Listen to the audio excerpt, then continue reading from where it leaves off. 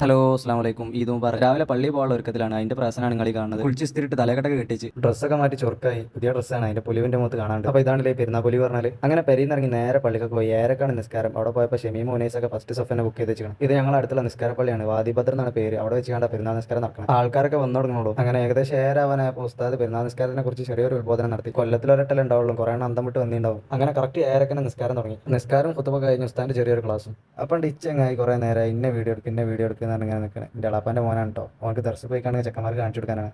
എന്താ പോനൊക്കെ പുലിവിലെ. പിന്നെ അഞ്ചന്മാരെ ആഗ്രഹങ്ങൾ സാധിപ്പിച്ചു കൊടുക്കൽ ഏട്ടന്മാരെ കടമയാണല്ലോ. അങ്ങനെ അതൊക്കെ കഴിഞ്ഞ് എല്ലാവരും മുസാഫത്തൊക്കെ കൊടുത്ത് കെട്ടിപ്പിടിച്ച് ആശംസ അറിയിക്കണം കേട്ടോ. ഈ കാണുന്നത് എനിക്കും കിട്ടി കുറേ ആശംസ. പുറത്തിറങ്ങിയപ്പോൾ SYSയുടെ വക ഐസ്ക്രീം അതിന്റെ മുന്നിൽ വിളിച്ചിരിക്കണം നമ്മൾ മുജീബ്. ഇത് പിന്നെ ഞങ്ങളെ കൂട്ടത്തിൽ ആദ്യം കല്യാണം കഴിഞ്ഞ സിറാജ്. അവൻ്റെ ട്രോഫിയാണോ അവൻ്റെ കൈക്കൽ. ഞങ്ങളൊക്കെ ഒരേ പ്രായക്കാരാണ്. ഓനക്ക് വരെ കുട്ടിയായി ഇങ്ങനെ നടന്നോ എന്നുള്ള കമന്റ് ആരും ഇതിന്റെ അടിയിടാൻ നിൽക്കണ്ട കേട്ടോ. പിന്നെ ഫോട്ടോ എടുക്കൽ പരിപാടി ആയിട്ടാ ഞങ്ങൾ കുറച്ച് മുത്താലിമ്യങ്ങളും ഉസ്താദും പിന്നെ അതേപോലെ തന്നെ നാട്ടിലത്തെ വലിയ വലിയ കാരണവന്മാരൊക്കെ എല്ലാവരും കൂടിയിട്ട് ഫോട്ടോ എടുത്തു. അങ്ങനെ അത് കഴിഞ്ഞ് ഞങ്ങൾ വെല്ലിപ്പാൻ്റെ ഖബർ സിയാറത്ത് ചെയ്യാൻ വേണ്ടി പോയി. വാപ്പി എളാപ്പാരൊക്കെ കാറിൽ ഞാനിന്റെ പടക്കുതിരമല പോയത്.